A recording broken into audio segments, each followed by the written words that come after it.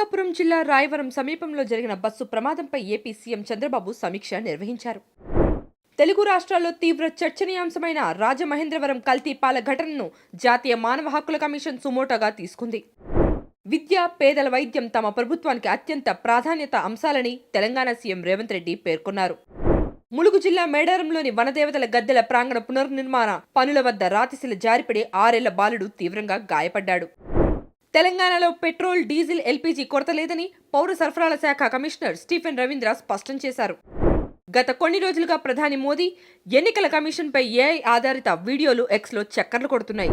వందే భారత్ ఎక్స్ప్రెస్లో అందించిన ఆహారంలో పురుగులు కనిపించడం తీవ్ర వివాదాస్పదమైంది.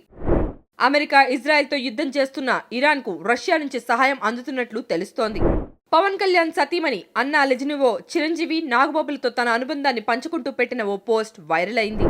రామ్ చరణ్ పెద్ద షూటింగ్లో గాయపడిన విషయం అందరికీ తెలిసిందే. ఆయన కంటికి చిన్న సర్జరీ జరిగినట్లు చిరంజీవి సోషల్ మీడియాలో వెల్లడించారు. దురంధర్ ది రివెంజ్ పై సోషల్ మీడియాలో జరుగుతున్న తప్పుడు ప్రచారంపై స్పందించారు. అది సినిమాకు సంబంధించిందని కాదంటూ పోస్టు పెట్టారు. లక్నో సూపర్ జైంట్స్ యజమాని సంజీవ్ గోయంకా కీలక వ్యాఖ్యలు చేశారు. జట్టు ప్లే ఆఫ్స్ నకు చేరుకుంటేనే సరిపోదని తన తొలి ఐపీఎల్ ట్రోఫీని కైవసం చేసుకోవాలని ఆయన కోరారు. Please subscribe to the channel and download the Politicos app from the links in the description.